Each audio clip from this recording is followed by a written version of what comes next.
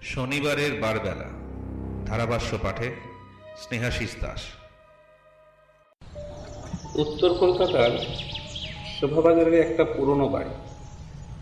লোকজন ওটাকে বলে লাল ঘরওয়ালা বাড়ি, কারণ ওই বাড়ির ভেতরে একটা ঘর আছে যার দেয়ালের রং লাল, আর রাত হলেই ওখান থেকে কারো কান্নার শব্দ আসে। অনিকেত একজন ভিডিওগ্রাফার, কন্টেন্ট বানাতে ওই বাড়িতে ঢোকার অনেকবার চেষ্টা করেছিল, কিন্তু লোকজন আগে থেকেই ওকে সাবধান করেছিল যে ভিতরে গেলে শেষ পর্যন্ত যাস। অনিকেত এবার সেই বাড়িতে ঢুকল, কিন্তু এবার কন্টেন্টের জন্য নয়, কারণ পাড়ার এক মহিলা বলেছিল আমার মেয়ে ওর বন্ধুদের সাথে খেলতে বেরিয়েছিল সন্ধেবেলা, কিন্তু এখন অনেক রাত হয়ে গেল, ও এখনো ফেরেনি।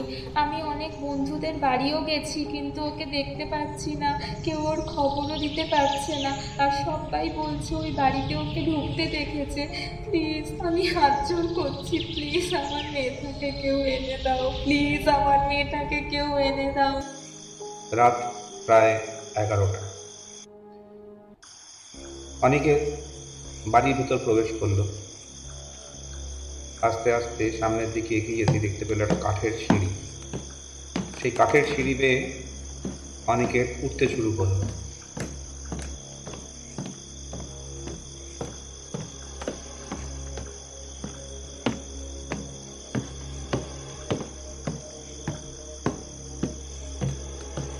সিঁড়ি দিয়ে উঠতেই সে দেখতে পেল একটা দরজা বন্ধ রয়েছে। ওটাই লাল ঘরের দরজা। দরজার সামনে যেতেই সে একটা হালকা কান্নার আওয়াজ শুনতে পেল।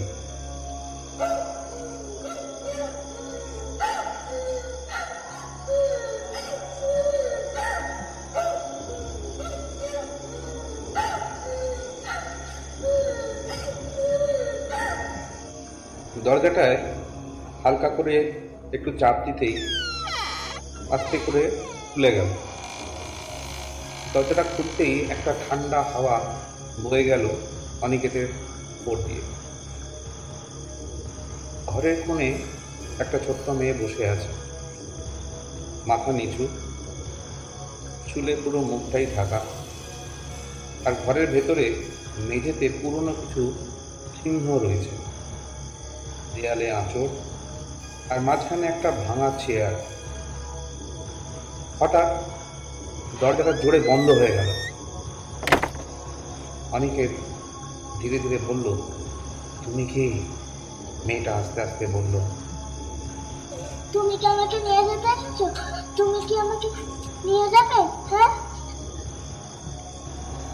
অনিকেত এগোতেই হঠাৎ মেয়েটা মাথা তুলল, চোখ দুটো পুরো কালো, আর গলাটা বদলে গেল। ও বলল,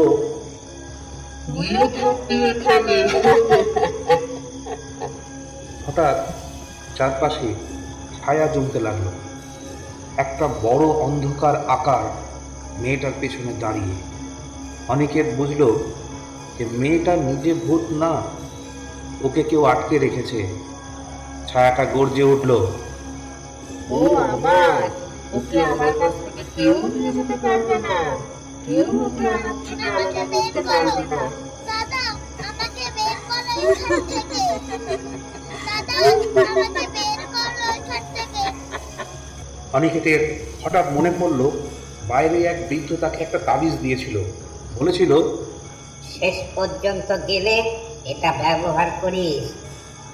অনিকেত তাবিজটা বের করলো, মেয়েটার হাত ধরলো আর জোরে বলল, ওকে ছেড়ে দে, তোর জায়গা এখানে না। ঘরের বাতাস বদলে গেল, ছায়াটা কাঁপতে লাগলো। সেই তাবিজটা মাটিতে থাকা চিহ্নের ওপর ছুঁড়ে দিল। নিজের চিহ্নগুলো জ্বলতে শুরু করলো।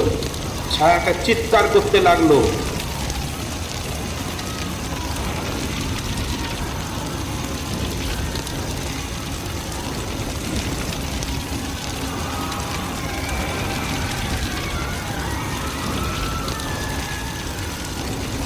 একটা তীব্র আওয়াজ আর আলো, ছায়াটা ফেটে গিয়ে মিলিয়ে গেল। ঘরটা শান্ত, মেয়েটা ধীরে ধীরে স্বাভাবিক হতে শুরু করলো, চোখে জল। সে আস্তে আস্তে বলল, আমি এখন যেতে পারবো।